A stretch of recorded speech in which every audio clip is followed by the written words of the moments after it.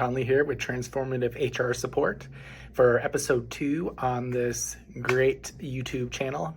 I want to start off by saying hello to everyone. Thank you for coming back for those who did. I hope everyone is having a great Friday afternoon if you're in the US. If you aren't, I hope you're having a great Saturday, whatever the case may be. I hope you all have a wonderful weekend.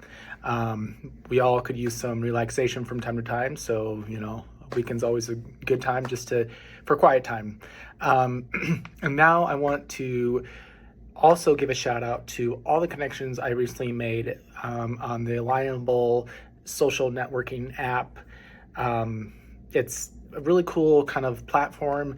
I've recently discovered probably about 6 months ago, but I really started to dive deeper into using the app itself. So I made some great connections recently because I posted on just one of those groups inside the app, and I got a lot of feedback from my post regarding my first video, and actually I got some encouraging words as well. So I want to just again give a shout out to everyone that was able to give me some feedback.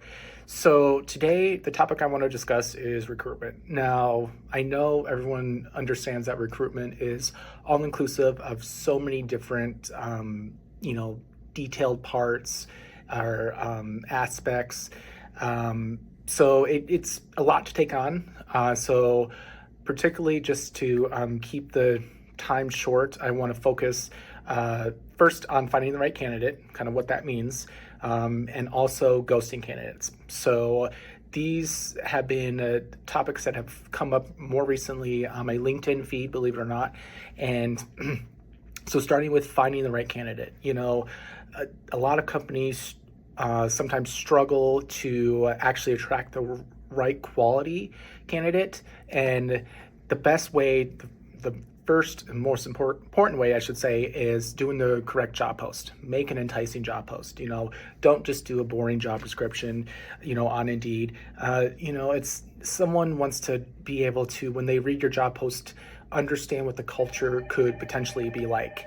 So maybe that includes just changing the title up a little bit. Now, granted, I have heard feedback that don't make these job postings too corny or too childish, which I totally get. So it's definitely a good balance. You want to have the job posting enticing, but also not come across unprofessional. So again, so that's your first step, but also with finding the right candidate, involve other team members as well, especially if it's a close-knit team. Let's just say maybe 5 or 10 people in one team. Involve as many other team members in the recruitment or selection process as possible. So this doesn't necessarily mean, having them attend every single interview, but maybe that could mean just giving them a summary of the candidates that you as a leader interviewed for the day, kind of discuss it in a team meeting, and then if there are any follow-up questions from the team members, you can go back to the candidate and again for follow-up. So just get everyone involved as much as possible, because ultimately when they are offered the job, when day one, you want them to feel that appreciation, or that, I don't want to say hug, but you want them to feel a positive feeling of the culture, of the workplace culture. So just keep that in mind, because people would be more willing to welcome somebody if they had a part in selecting a new hire.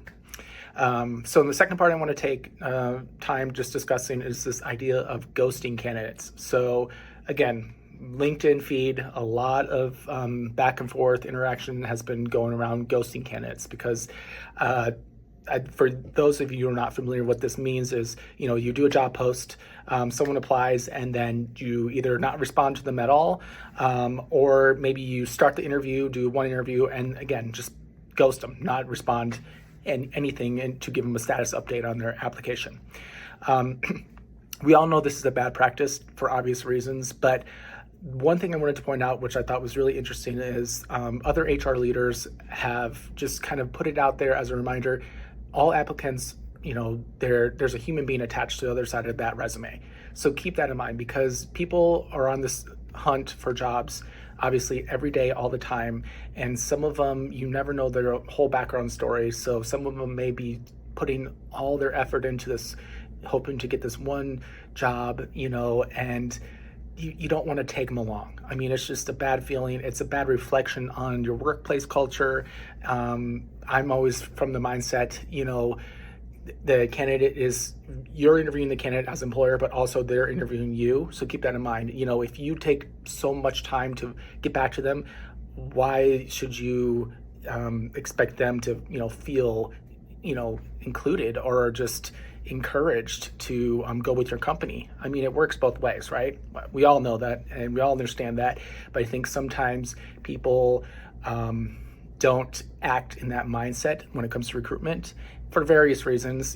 I do know that sometimes with the hiring process, you have so many other leaders involved in making the decision, and that's why it takes so much time. And people wait because they want to keep the job posting up for 2 weeks, just in case there's that one amazing candidate that may apply the last day of the job posting. I totally get all that. But just keep in mind that there are actual human beings attached to the other side.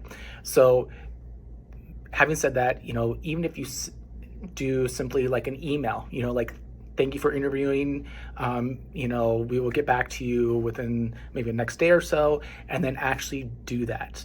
Sometimes I think when people leave interviews, HR professionals forget to actually follow up when they say they do. So again, just some key things to keep in mind. But I think that's all I have for episode 2. Again, I hope to hear everyone's feedback. Please follow my LinkedIn page, connect with me, check out my website. A lot of great stuff is happening at Transformative HR Support, and I would definitely love to hear everyone's feedback. Thank you. Have a wonderful weekend.